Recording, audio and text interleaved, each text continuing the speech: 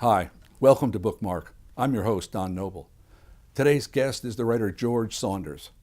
As a short story writer, George Saunders is considered the best in the business.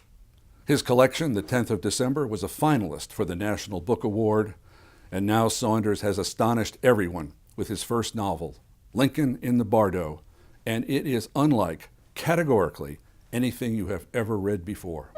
I spoke with George Saunders at the Alabama Booksmith in Homewood, Alabama.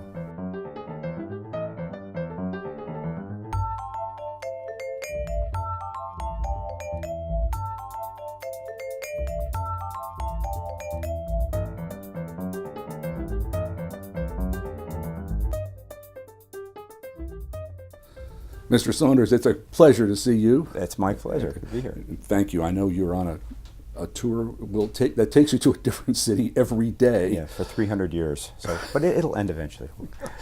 But it's a golden moment. It is. I mean, people on tour don't complain as much. No. As people who don't get to go on tour. Exactly. Or I remember the early days when you go on tour and there'd be 8 people and 3 of them were in the wrong bookstore, and so it's good. Yeah. You are not only supposed to be one of the 100 most influential people in America, but also Time magazine, Yes. but also probably justly the most renowned at the moment short story writer. And yet that is not why we're here today. No. And the question that I'm sure you're being asked first by everybody that you speak with is, why did you depart, however, from short stories to a very complicated, long novel? Right. You know, honestly, I had no plan to write a novel. I'd kind of, passed that moment and thought, it's okay, I don't need to. And it was really just the material that I'd been kind of hoarding for 20 years. And when I started, it just sort of gradually and then all at once said, you've got to go, more pages. So, and throughout it, my whole philosophy was, kind of looking at it like, don't become a novel, because we don't do that. And so please stay short. And so it was almost like when somebody uses their foot to push down the garbage, just keep the pressure on it. Don't let it become the kind of novel that you're writing just to expand, So I really didn't want to write a novel, actually. Yeah, I'm not sure it is one. It's a pretty strange, someone said a novel is a long piece of prose that has something wrong with it. And by that definition, I think I wrote a novel. Well, perfection over 250 pages is really a stretch. Yeah. But you have written at length. I mean, several of your collections are X number of stories plus novella. Right. And right. they, at least one that I know of, is 50 and more pages. Yeah. So, you've pushed out there against the long form. Yeah, my several feeling is that times. a work has a certain DNA that it almost from the first paragraph. So I figure my job is to kind of keep an eye on that and let it be just the length it wants to be, no longer, no shorter. So that means you can't have too many preconceptions about the length. You just say, well, it's going to tell me how long it needs to be, and I'll be there to catch it, kind of. All right. Well, people, I have been saying for the last few days, as I read your novel and people ask me, what's that and how's it going? I say it is singular. It is unlike anything you've read before. And that includes our town, and it includes the Spoon River Anthology, and it includes parts of Carousel. It is unlike. You decided to write a novel in which almost all the characters are dead. Mm-hmm. Some recently, some not. Place it in a graveyard and have Lincoln as your protagonist. Of course. Or central figure. Yeah. I hardly call him a protagonist exactly. Mm. Lincoln, an old concern, obsession of yours? Not really. I grew up in Illinois, and we were always hearing about him, but I really had no interest in him either. But then I heard this story that he had gone into his son's crypt and somehow interacted with his son's body. And that I heard that maybe 23 or 4 years ago. And I just thought, my God, what a thing, that one, that he could do that, leave the White House at night, 2, that he would be compelled to do that, and 3, that he would at some point stop doing it, because he apparently did it more than once. So that got into my head, and at that point, I just didn't feel that I had the chops, honestly. I was often try it, and it was a little straight for me and a little historical, so I just kept putting it off until 2012 or so. There was a rumor. In fact, people have said to me, Lincoln had his son's body dug up and Right. embraced it. I don't think that No, because that didn't happen. No, it was in a crypt, which you can still Sure. see to this day, and Sure. it was the coffin would have been slid in. The funny thing is, I don't really know what he did. I don't know how would we know, because unless he brought somebody in there with him. No. But it was reported in the newspapers, which was intriguing, Yes. and it kind of fits with the story you hear about him, which may also be apocryphal, but sitting on his first lover's grave, Anne Rutledge, when she died. He said he couldn't stand the thought of the rain soaking her. So I think, and also in those days, I think people had a different relation to bodies, you know. So, yeah. So I like the idea that there are things that you write that are, and you ask these questions. Did it happen? Not really that important. Fiction. Could it happen? Kind of important. But should it have happened? That's the one you want to concentrate on. And it should have. I think so. It's such a beautiful notion. It's sort of kind of like an embodiment of that parental love. You know, you love your child and you love everything about the child. And in the book, there's a moment where he's trying to figure out why should I be enamored of this when he's not there anymore, and yet, and at the same time, he is there. The physical thing is not without a sacred nature as well. So The scenes of Lincoln in grief are agonizing for the reader, Yeah. especially readers with children. yeah, And you are a reader with children. I am. Those- Grown children. Yes, now, Yeah, yes. But the idea of losing Willie, who's a gorgeous, angelic, playful 10-year-old, those scenes are beautifully done. Thank you. They bring a Thanks. tear to the eye. Thank you.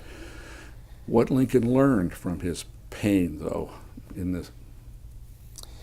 the second year of the Civil War, I Yeah. think that is, I don't know if all readers are going to grab a hold of that, but I think the lesson that Lincoln took in from his own pain is a hinge for Lincoln to turn and become slightly different. Right. I thought to myself, if you were under the extreme stress that he was in, not only, I mean, even if his son hadn't died, he was in a very low position. Yeah. And I know just from hints of this in my own life that sometimes when life really lays you low, it strips away all your pretenses of control and mastery. There's a little window there where some wisdom comes in. You know, that period after somebody passes away, or you've made some big mistake, or somehow been reduced. It's almost like the scrim that separates us from actual reality drops, and you see, you know, death is coming. All of your happiness is basically conditional in the sense that you can't hold on to it. You earned it to some extent, but there seems to be a tenuous connection between virtue and good fortune, you know. So I think, and I know I go around my whole life pretending those things aren't true. You know, my life is good because I'm doing this. My life is in my control because I'm such a good person. But every so often reality reminds us that it's not true. And in those moments, I would say we're kind of opened up to something quite beautiful, although painful. And so I can't imagine he wouldn't have been in that condition. Yeah. Most specifically, given that historical moment, it is a kind of, oh my God, thousands and thousands and thousands of Americans are losing their children. Right. Yeah, and so my feeling of it, now I don't know, in reality we can't know, but in the book what happens is his empathy kind of widens to include, now we know it will include the Southern soldiers, but also will include all the Americans who are being enslaved and so on. So I love that idea that he, under duress, that great spirit kind of, instead of shrinking as some people must, he actually expanded outward. Yeah. In your reading about Lincoln, and I know you quote a lot of historians on Lincoln. My favorite, Doris, of course. Oh, she's great. but is it theoretically, is it in your mind, your vision of Lincoln's state of mind in 1862? He was somewhat of a depressive anyway, and he was certainly under enormous stress. Do you think that if that turning point in his, as you portray him, that he might have just quit, given up, stopped? I don't think so. He considers it briefly. This, right? Yeah, he does. Yeah. But there was something tough in him, and I don't think he would have walked away from that response. Also, something very ambitious. He was quite an ambitious person, so I don't think he would have quit. But I think the mystery for me, and it remains, yet having written the book even, is how in the world do you go through that time? And of course, now it looks quite clear to us that the North will win and all will be well. but it certainly didn't look that way for No. most of the war. How do you go through that? And I think also he probably felt that he had blundered into it a little bit, you know. He certainly made some big mistakes, and so tens of thousands of kids are dying because of you and your mismanagement. How do you somehow, in that state, keep your act together well enough to then make that beautiful turn that he makes, where suddenly you can see him in those last couple of years getting it about slavery and getting it about race and getting it about union. It's really, I think probably it's, to me anyway, it's one of the great spiritual arcs of certainly of recent history. You know? Yeah. And that's the center. Right. Now, that's thematically, maybe that's the core of things. Mm-hmm. But the delivery system for this book, the package in which this book is delivered, it's at the graveyard. Mm. There are, I think, 3 living people possibly in the book. Yeah. Lincoln, the caretaker, and a neighbor woman. That's right. Everybody else is dead. Yes. And so I must ask, as everyone does, everyone will, Bardo. Yeah. You are a student of Buddhism. A beginner student, yes. All right. Yeah. And Bardo has special meaning for you, and in this book has special meaning. Right. But so Bardo is just a Tibetan word that means transitional state. So we're in a Bardo right now, the Bardo between birth and death. And then after that, there's another one, which is the one that most people think of, goes from the moment of your death to whatever's next. And in the Tibetan tradition, it would be reincarnation. The Christian tradition, it would be a judgment or something like that. So I departed from the Tibetan, you know, the actual one, but I retained some things, and one was the idea that, and is an intriguing and terrifying idea, that whatever your mind is doing mostly during the day, that's what it's going to be doing at the moment of death and even after. But the Tibetan texts say that because you've been freed of the body, the mind goes a little berserk, and it's like an incredibly hallucinogenic sort of experience. Oh, it was. Yeah. Yeah, it's reading it is. Oh, yeah, okay, I thought you... yeah. No, yes. I mean, I haven't done it. Right. I'm so glad to hear it. But there's some sense that, you know, there's not exactly punishment, but there's sort of cause and effect. If you live this way, you die this way, you know. Only more so. Only more so. In your novel, one miserable character, I think he's a Confederate lieutenant, isn't he? And a racist and a considerable monster. Right. And he becomes a worse monster. He becomes a worse. As a ghost. Is ghost the word? What do you like? tried very hard to avoid ghost in the book, the word, okay. because you know, whenever you hear ghost, you think you know what it is. And part of my hope was that this death realm would seem as new and strange and even comic as it likely will in. I don't know if you know the Stanley Elkin story, The Conventional Wisdom. It's a really wonderful. He just says, okay, what if everything you've been taught in, say, Catholic school is exactly right? So this guy runs a liquor store, gets killed in a holdup, goes to heaven, and it's literally pearly gates, people with wings, harps, and he walks up to St. Peter and he says, I think I'm going to like it here. And St. Peter says, go to hell. and then he goes to the actual. Very funny. But I wanted to sort of say, look, you know, let's pretend that death is literally beyond our imagining. Now let me give you kind of a fun host version of what it might be like. People have said of this that it's the characters' personalities are the way they were at the time of their death, only more so. Right. You have three characters who are.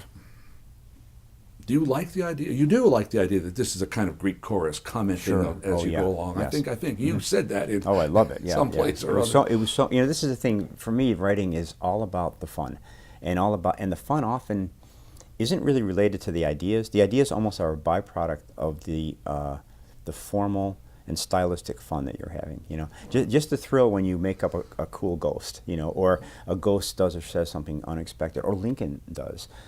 Sometimes it's just the way the text looks on the page. So I teach at Syracuse, and I tell my students that we shouldn't underestimate the role of joy in art. You know, talk afterwards. Of course, we talk about the ideas, and we should. But in the doing of it, the moments are quite weird. You know, the moments when you suddenly decide, quote unquote, to do this voice, or you decide to make this omission. You're kind of doing it for the thrill of it, in the same way that a musician might. Which is hard to talk about, but for me, you know, now we're talking about the book, and you're sort of forced to enact a kind of a theoretical vocabulary. But for me, so much of the actual work was trying not to make it sound banal, trying to make it sort of almost like a stone skipping across a river, you know, those kind of decisions. And then you look up and those decisions have amounted to this strange book. But along the way, I was trying to make a really enjoyable, widely defined enjoyable universe for the reader to come into and have. There is an audiobook. There is an audiobook. The audiobook has how many voices? 166. And I know this because Are they in the book? Really? I mean, did you know there were 166? No. The audiobook producer sent me a spreadsheet. She'd gone through this wonderful, Kelly Gilday is her name, and she went through and counted including the historical narrative. So we needed 166 actors to get a separate voice for each one, and she got them. You know. Oh. Yeah. Well, that is unique. I mean, nobody's done that before. No, they've actually applied for a Guinness Book of World Records. So sure. Yeah, but we got Nick Offerman and David Sedars, Julianne Moore, Carrie Brownstein, my mom, my wife, my kids, two of my high school teachers. We had to really stretch to get to 166. You didn't bring them to one place. No, in fact, none of the actors were ever in one place, and right. They used, I think, 11 different studios across the country. Well, because of the fragmented way that your book is put together, there's no need. There's no dialogue as such. That's right. When I first began reading it, I thought this is kind of like a screenplay, or it's kind of like a dramatic script. And then it's sort of like an oral history, and it's quotes from magazines and newspapers at the time, quotes from letters and accounts, memoir at the time. Yep. Doris Kearns Goodwin and other books of our time about that time. Right. And some are fake. Some are, well, we like to say they're alt. Yeah. I got to a certain point, I was using the real, the thing is, a book with ghosts, you need some kind of bracing, some kind of fact, so that if the reader gets a little tired of the ghost or has a sort of a crisis of belief, you say, oh, but let me give you this fact, and suddenly she's back in the game a little bit. That was actually the strategy. Then, so I actually had all those texts. I typed them up, the parts I needed, the Doris Kearns Goodwin and the Margaret Leach, and I spent weeks cutting them up and rearranging them on the floor of my study. And I felt a little crazy because that's not writing, but you know, you do it enough, you see version 26 is much better than version 3, and suddenly you think, well, then it's what I'm going to do. Then at some point, I'd have a nice chapter made of these actual things, and you just have that novelistic feeling like, there's one little beat missing here. There's one little thought that I picked up in my reading, but it's not here. Can I just introduce it artificially? Yeah. So you provided it. I provided it. Yeah. Sure. It's your book. Yeah. And it's fiction. That's right. And the reader enters a book of fiction saying, please thrill me in some way, by any means necessary.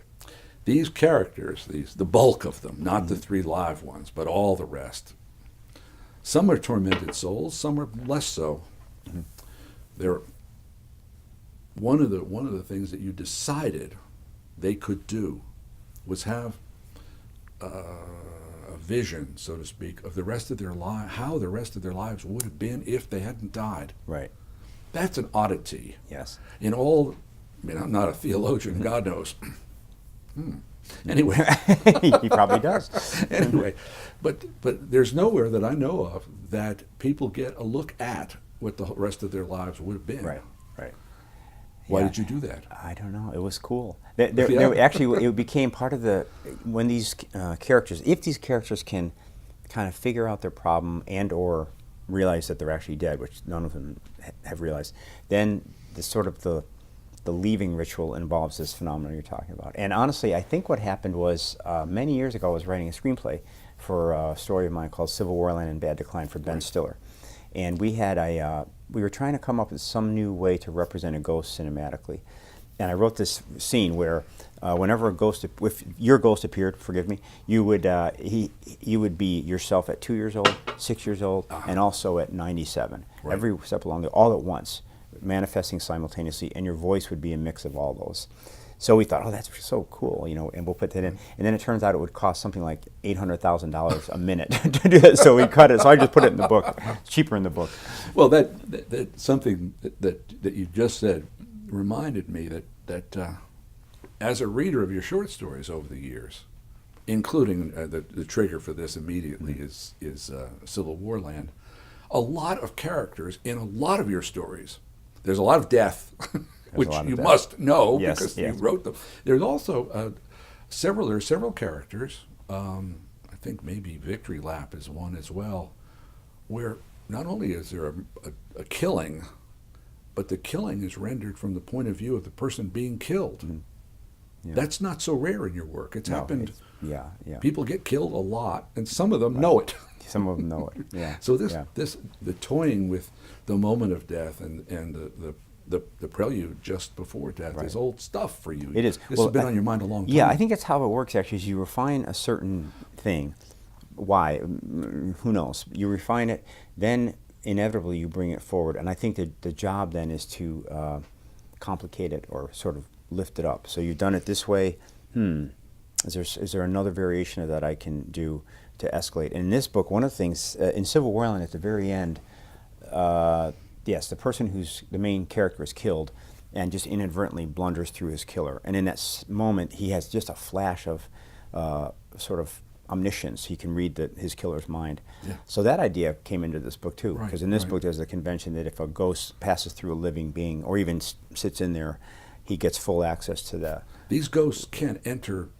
They do enter Lincoln. Yes, they do. That's the only way we actually hear him is when a ghost is inside him. He doesn't actually get a first-person part. Well,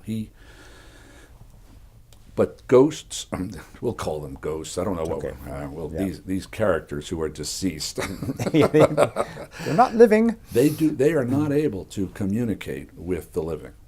Well, that's, it's funny because that was the big question of the book. First, Yeah. it was my question. If you have a book that has living and dead and they don't communicate, it's kind of a problem. But I wasn't quite sure if the story was going to allow them to communicate. So, as often happens, my conundrum sort of filtered into the book and became the character's conundrum. So what I found, one of these surprising moments that you don't expect that I really loved was the ghosts are kind of crestfallen because they feel like losers.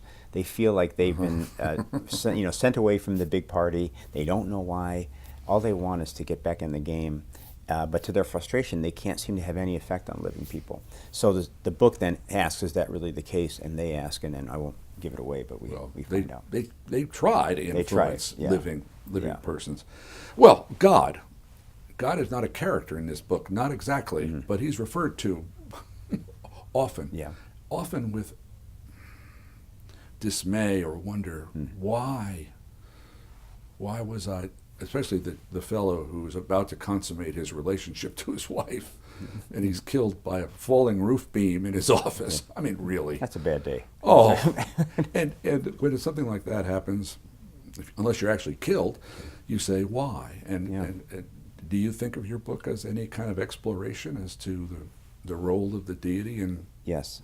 meaningfully, rationally, cause and effect, justice, reward, punishment? What? Well, I think it's a continuation of what I try to do in my life, which is to say, okay, what's the situation here?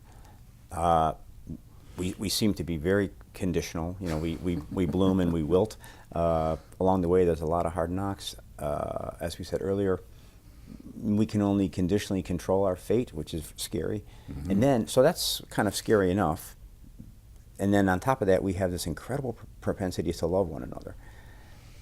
That's a pretty dangerous mix, as we all know. It doesn't seem, there are times, most times I suppose you just live with it, but every now and then in the middle of the night you wake up and think, my goodness, really? We're all going to leave. So to me, that's the essence of any kind of spiritual approach, is maybe not to get answers, but to find some way of living positively in the face of those two crazy truths. Mm-hmm. So whether it's Christianity or Buddhism or Islam or Jewish faith, that's the crux of our problem here. Yeah. And most of us, I certainly live in denial most of the time. I just think, well, yeah, I'll worry about that later, or thank goodness it's not going to happen to me. No. But I think sometimes art can be a way of doing a little bit of a slightly less painful thought experiment. To kind of come into it and say, well, what if? How does a man like Lincoln manage to get out of this terrible trap in this night and go back to working for the country after this horrible blow? Yeah. Your stories are often spoken of as they occur in the near, not very far, distant future, and so they are a vision. We look at that, and that what we can learn from some of those stories. Civil War land is one, but there are a number of them that are seem to be set 50 years from now or whatever. and we think, and we see that there's something being said there about this moment in time.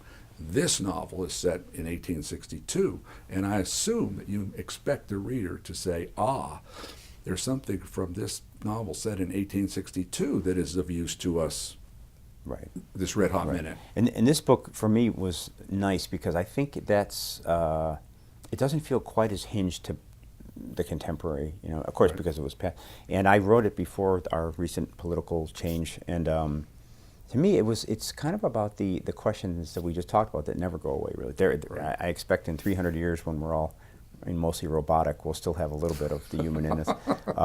But I did, I finished this book, and I was sort of, and maybe this is just being a middle-aged guy, but I was suddenly newly in love with the country, with America, and with the dream we've always had of this living into our early promise, and that Lincoln actually jump-started in so many beautiful ways, to say, well, actually, we are going to be a country for the working person, we're going to be a country for everybody, not just for the white people. What a strange fight that was. And when you read the history, it was not a given. It was chaotic, and it was almost hellish, the way that the amount of carnage, but also the amount of disagreement, and families split against families. So anyway, that really made me think, wow, maybe we could do it. Maybe in this generation we could actually live into that promise. And then the election came, and everything was rejiggered. And I actually went on the campaign with the Trump people for the New Yorker right after. A couple months after this came out, and that was a really beautiful experience to go from that political crisis to the current one. Very rich, within a very rich couple of years. Well, we are out of time, in fact, and I know that you're on the road, and you will be, and I know because we've spoken of it ever so briefly, that for right now, it's this book that's on your mind, and the next book will just have to come when it comes. That's right. As Twain said, I'm waiting for the well to fill up, so we'll see. Well, when it fills up and when the book comes out, I certainly hope you can come back, and I hope we can talk again. I enjoyed it very much. Thank you. Thank you.